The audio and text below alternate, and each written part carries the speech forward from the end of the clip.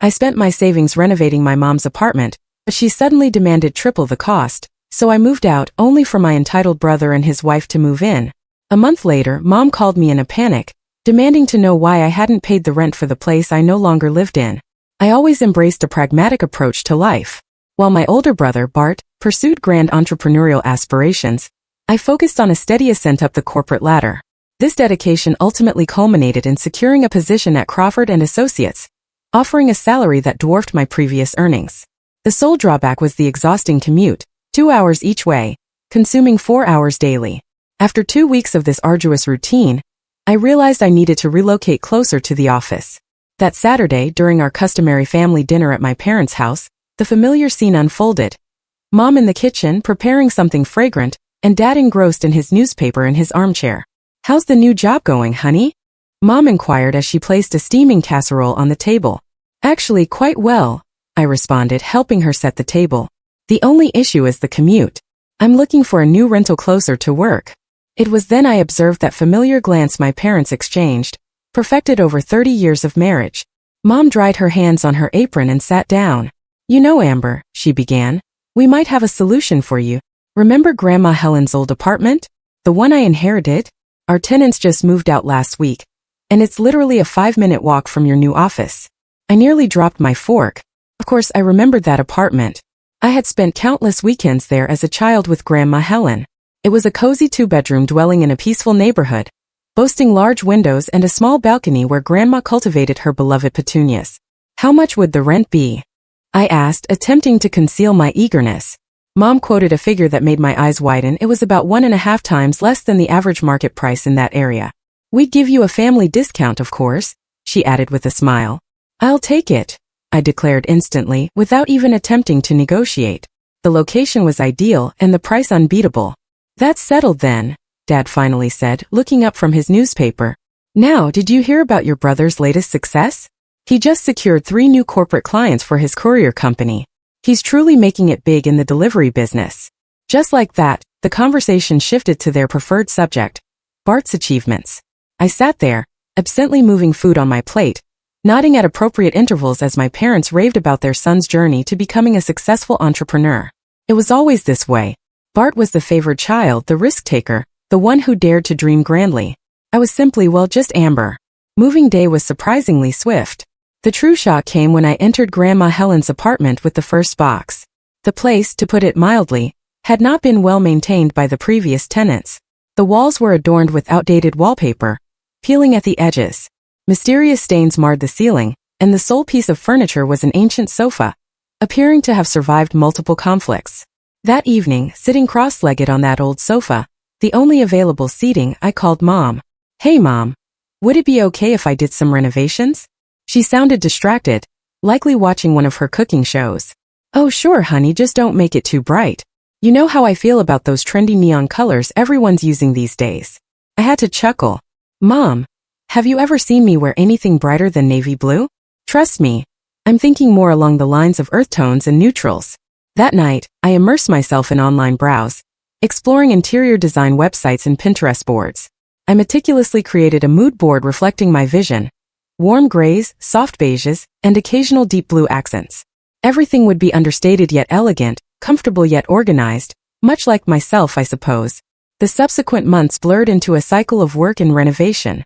I would return from the office, change into old clothes, and begin working. First came the wallpaper removal, followed by painting, which taught me that just one more coat is rarely the final one. Furniture shopping became my new weekend pursuit.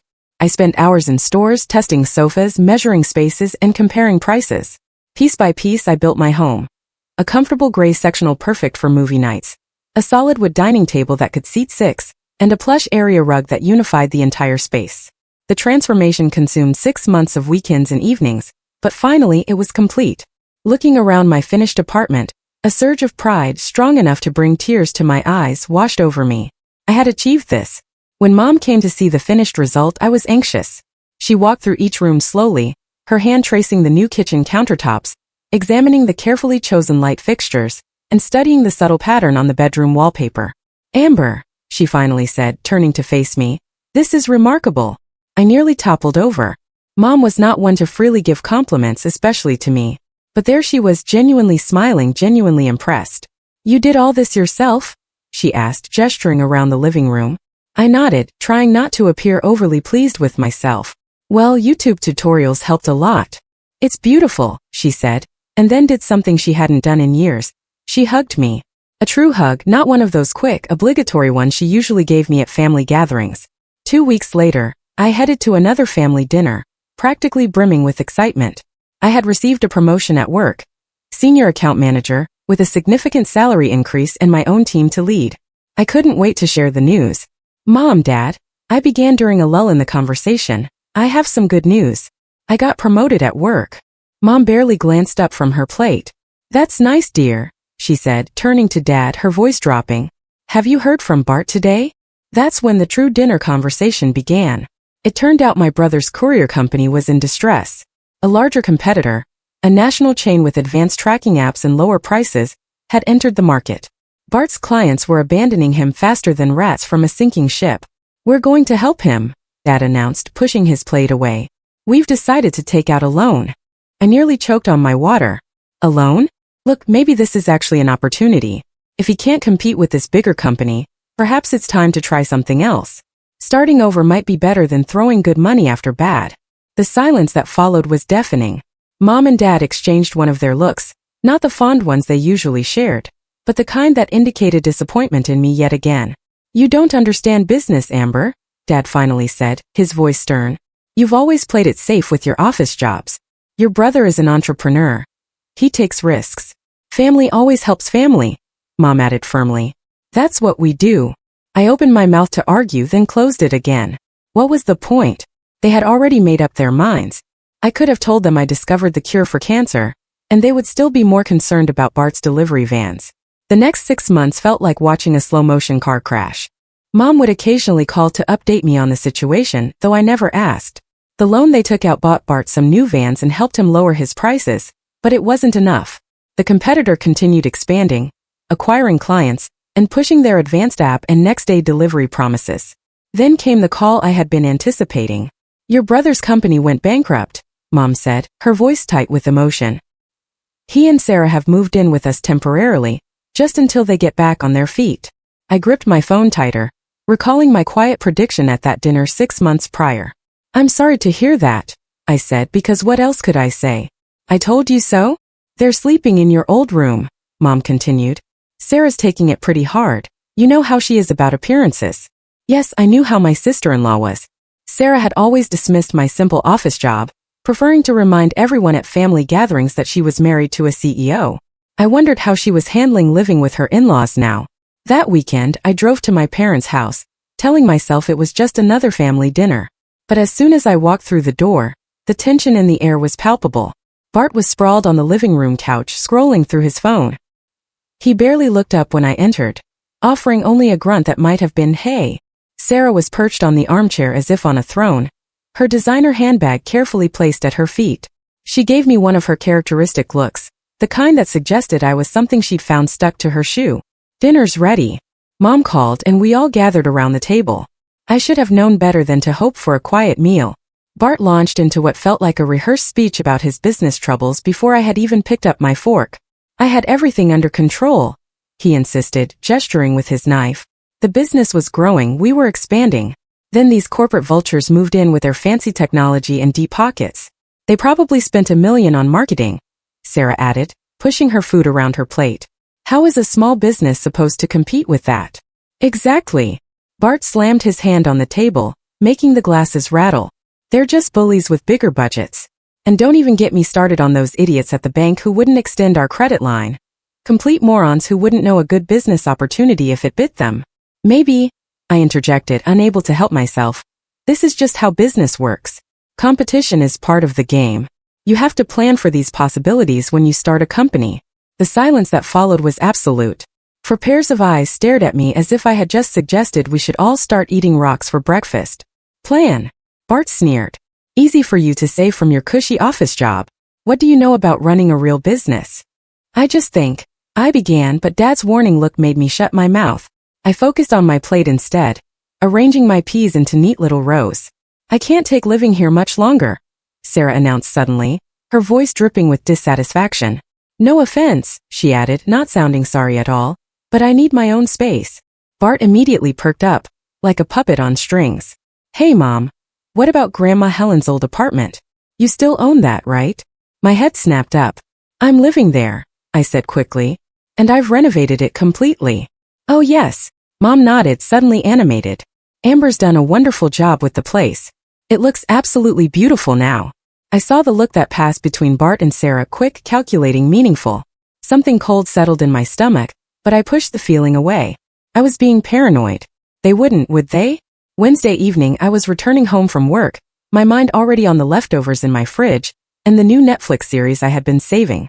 But when I reached my floor I stopped dead in my tracks. Voices were coming from my apartment, familiar voices.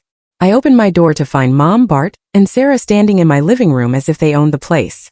Sarah was running her hand along the new curtains I had hung just last month. Mom. I tried to keep my voice steady. What's going on? You could have called to say you were coming over. Mom waved her hand dismissively, not even looking at me. Don't be ridiculous, Amber. This is my apartment. I don't need permission to visit. My mouth went dry. Something about her tone sent warning bells ringing through my head. I watched as Sarah continued her tour of my apartment, inspecting everything like a real estate agent conducting an evaluation. She ran her fingers along the new kitchen counter I had installed, peered into the freshly painted bathroom, and nodded approvingly at the built-in bookshelves I had added to the living room. Finally, she settled herself on the sofa, the old one I had kept from before the renovation, and smiled that cat-got-the-cream smile of hers. This is perfect. We can move in next week. The world seemed to tilt sideways. Excuse me? I live here. This is my home. I renovated it. I'm the owner, Mom cut in, her voice sharp. I decide who lives here. But all the work I did. I gestured around at the walls I had painted, the floors I had refinished, the countless hours of labor I had poured into this place. I transformed this apartment. Oh yes, Mom's smile turned calculating. Actually, since you've improved the apartment so much, the market value has gone up significantly. If you want to stay, the new rent will be 3 times what you're paying now. The blood drained from my face as everything clicked into place. They had planned this. Mom knew I couldn't afford triple the rent. My promotion was good, but not that good. You're trying to force me out, I said, my voice barely a whisper. Mom shrugged, not even bothering to deny it. If you can't afford the new rent, you should probably start looking for another place. You have a week to move out. Without waiting for my response, they headed for the door. Sarah was already on her phone, presumably making moving plans. Bart hadn't said a word the entire time. He didn't need to. Mom paused in the doorway but didn't turn around. 1 week, she repeated, then pulled the door shut behind them. I stood in the middle of my living room, the living room I had painted, decorated, made into a home, and felt the walls closing in. The proud warmth I had felt showing Mom my renovation just months ago turned to ashes in my mouth. While my family probably expected me to spend that evening crying into my pillow, I was already on my phone, scrolling through rental listings. By midnight I had found the perfect place. A modern 1-bedroom just 2 blocks from my office. The rent was higher than what I had been paying Mom, but I didn't care. First thing Thursday morning, I called in sick to work for the first time in 3 years. By 9 a.m., I toured the new apartment. By 10 a.m., I had signed the lease and paid the deposit. The landlord, a no-nonsense woman named Janet, raised an eyebrow when I asked if I could move in immediately. Next stop, a moving company. I found one that specialized in same-day moves and didn't mind paying the rush fee. While waiting for them to arrive, I went through my apartment, no Mom's apartment, with post-it notes marking everything I had bought with my own money. The movers arrived at 2 p.m. I stood in the living room directing traffic like a conductor. The gray sectional mine. The dining table and chairs mine. All the kitchen appliances except the stove and fridge mine. Those bookshelves? I installed them myself, they're coming too. Item by item, my belongings went into the truck. The coffee maker I had splurged on after my promotion, the memory foam mattress I had bought during a Black Friday sale, the TV mount I had installed myself after watching 3 different YouTube tutorials. Everything I had purchased to make this place a home. All of it went into boxes and onto the truck. When they finished, the apartment looked almost exactly as it had the day I moved in. Empty walls, bare floors, and that old sofa sitting alone in the middle of the living room, like a captain going down with his ship. I took one last look around, remembering all the weekends I had spent painting these walls, all the evening hours I had invested in making this place beautiful. Then I locked the door, dropped my keys in an envelope, and slipped them under my parents' front door on my way to the new apartment. I spent that night setting up my new apartment, arranging furniture until everything felt right. It wasn't until the next morning that all hell broke loose. The call started at 7 a.m. Mom, Bart, Sarah, Mom again, Bart again. I watched my phone buzz across my new kitchen counter, taking a slow sip of coffee from my relocated coffee maker. After the sixth call, I finally picked up. How dare you? Mom's voice exploded through the speaker. The apartment is completely empty. Your brother and Sarah have nowhere to sleep except that old sofa. You had no right to take all that furniture. I took another sip of coffee, feeling surprisingly calm. Actually, I had every right. I bought everything with my own money. I have all the receipts if you'd like to see them. I left what was there originally, that sofa you were so happy to let me use. There was a moment of silence. Then Mom called me something that would have made Grandma Helen wash her mouth out with soap. The call ended with a click. My phone started buzzing again within 30 minutes of Mom's call, this time with message notifications. Bart and Sarah had apparently tag-teamed to blow up my Messenger app.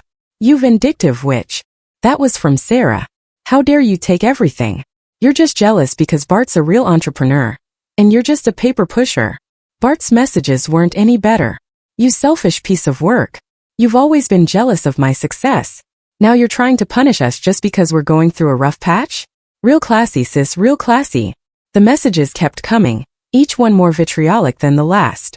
According to my dear brother and his wife, I was greedy, heartless, vindictive, petty, cruel, selfish, and my personal favorite, a soulless corporate drone who wouldn't know family loyalty if it bit her in the face. I read each message once, then closed the app without responding. Instead of engaging with their drama, I threw myself into settling into my new place. I arranged my furniture, decorated the walls, and started building a new life. A month passed without any contact from my family. I'd love to say I didn't think about them, but that would be a lie. Every now and then I'd catch myself wondering how they were doing, if they'd managed to furnish the apartment, if Mom still made her famous lasagna for Sunday dinners. But I pushed those thoughts away each time they surfaced. They'd made their choice. Then, exactly 1 month after the move, my phone lit up with Mom's number. I almost didn't answer, but some combination of curiosity and lingering hope made me pick up. The rent payment didn't come through, she said without preamble, her voice accusatory. I couldn't help it, I laughed. Of course it didn't. I don't live there anymore, remember? You kicked me out. That's not the point. Mom snapped. We're expecting you to continue the payments. We're having a very difficult time right now, Amber, she said. We're still paying off the loan we took out for Bart's business, and he can't afford to pay rent right now. The family needs your help. Let me get this straight, I said slowly, gripping my phone tighter. You kicked me out of the apartment so Bart and Sarah could move in, and now you want me to keep paying rent for an apartment I'm not living in just so they can live there for free? Family helps family, Mom said as if that explained everything. You know we're struggling with the loan payments, and Bart's still trying to get back on his feet. That phrase again. How many times had I heard it over the years? Always when they needed something from me, never when I needed support myself. Something inside me finally snapped. Really? My voice was surprisingly steady now. Is that what family does? Does family kick one child out onto the street to make room for another? Does family take someone's home away and then demand they keep paying for it? You're being dramatic. No, Mom, I'm being realistic. For the first time in my life, I'm seeing things exactly as they are. This attitude of yours, the family helps family rhetoric, well, guess what? I'm family too, or at least I was supposed to be. There was a long silence on the other end of the line. When Mom spoke again, her voice was cold. I'm very disappointed in you, Amber. I actually laughed at that. Funny, I was just about to say the same thing to you. I ended the call and immediately blocked her number. Then in quick succession, I blocked Dad's number, Bart's and Sarah's. I opened every messaging app on my phone and blocked them there too. For good measure, I went through all my social media accounts and blocked them as well. It felt like severing a limb, but somehow I was finally able to breathe. Weeks passed, then months. Through the family grapevine, mainly my cousin Rachel, who had always been decent to me, I heard snippets of what was happening.